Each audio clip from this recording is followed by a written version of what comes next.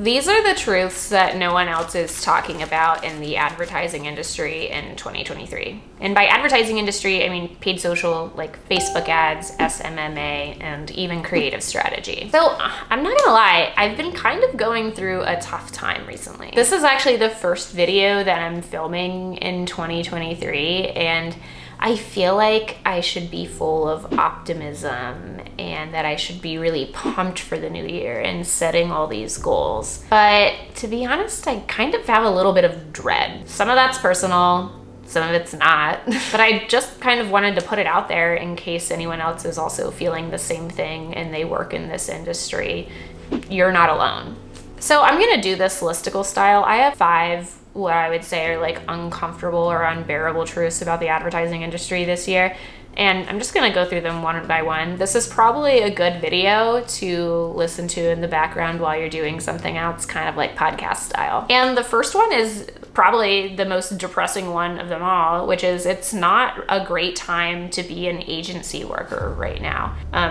People are getting laid off from agencies. I see a new tweet almost every single day about people getting laid off, not only on the agency side, but also for big tech companies as well. People and businesses are freaked about the economy, which is making them really look at their workforce and determine what's necessary and what isn't necessary. And that's really tough, especially for newbies or people who are just getting into this industry or are starting off or are trying to do a career pivot, because right now I feel like a lot of places are really reducing themselves down to their A players only. Something that's kind of cool though about this channel is I have brand owners, I have tons of founders and senior media buyer type people who watch this channel. So if you are someone who's been affected by these layoffs or you are currently looking for a job in this industry, leave a comment below so that we can, I can start helping direct some of you to opportunities that I know that are available. There's not a ton, but one of my favorite quotes is by Nick Shackelford, which is closed mouths don't get fed. And I'd love to be able to help some of you guys, find a great place for your talents. Number 2 is more of a commentary on a common question I've been getting a lot recently, which is, should I still become a media buyer? Is the role of the creative strategist gonna become like the media buyer and die out? And my advice is that you need to commit to the platform. And what I mean by that is if you are passionate about advertising and you want to advertise on paid social, then commit to being an advertiser on paid social. Don't just commit to being a media buyer, a creative strategist. Really allow yourself to be fluid and change with the times, because if you are rigid and you don't change with the times, that's candidly how you're going to have your role be made redundant. Fun fact, when I started off in this industry, I started creating content for organic social media platforms. Then I became a media buyer, and then I became a creative for paid social advertising. Technically, I've had many different jobs. I was essentially a glorified social media manager, then I became a media buyer, and then now I'm like a creative director for paid social ads.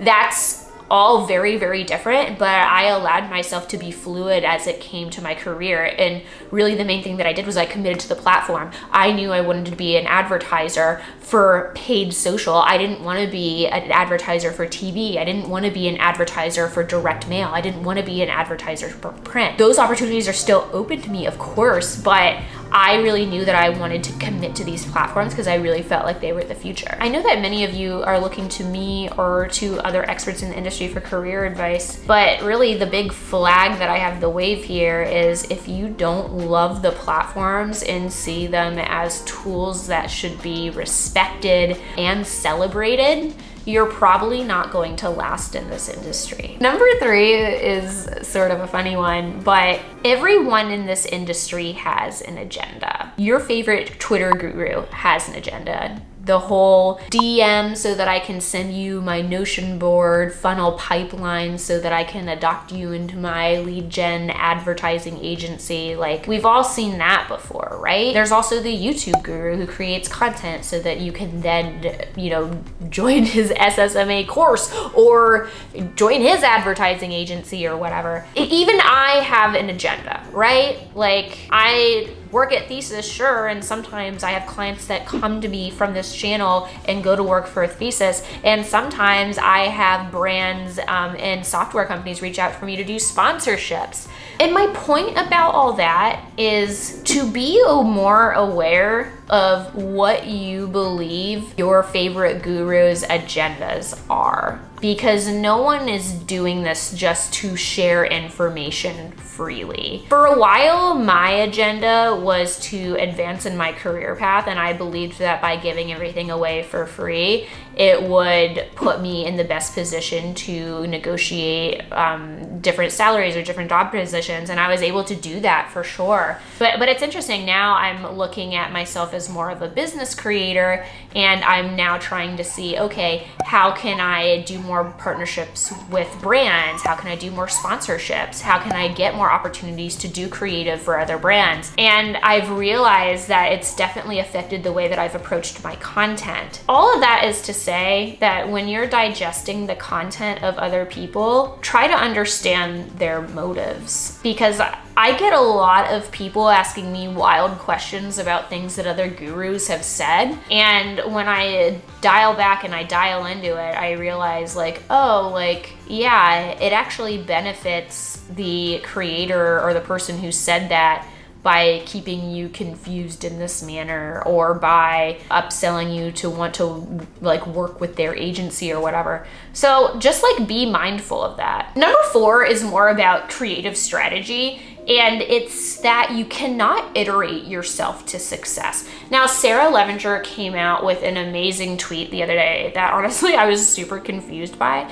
She said something along the lines of, a lot of you don't understand the difference between iterations and variations. And to be honest, when I first saw that, I was like, what does that mean?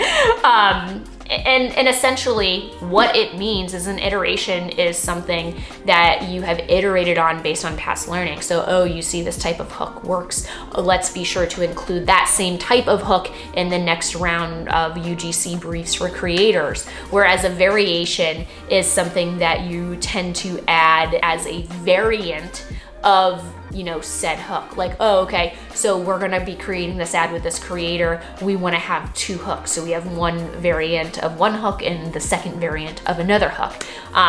That's, at least to my best of my ability, the understanding that I had of that.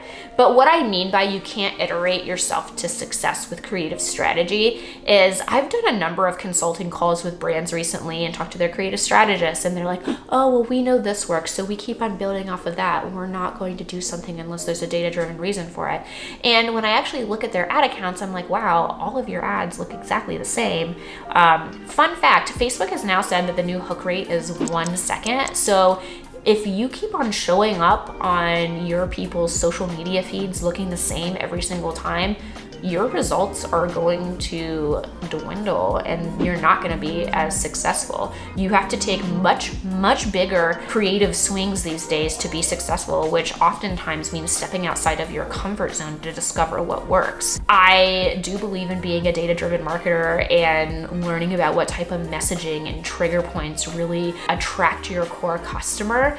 But I also believe in taking big calculated swings that maybe don't necessarily track as a direct iteration. Essentially what I'm trying to say is if you can take a step back and look at your ad library and everything kind of looks the same, you're in trouble. Number 5, I'm gonna end this on a good note because I feel like this has been a bit of a bitch session and not a positive one. But every place in the world needs great advertisers and great creators. There is an abundant amount of opportunity for people who put themselves out there and act on their desires. You can't think yourself to success in this industry at all. Yes, it's important to be thoughtful, but it's a lot more important to take action. And for me, something that I'm telling myself is hey, it's okay to go through it and to be slightly less present. I'm not showing up as much on Twitter, which just tends to be a huge time suck for me. I'm not writing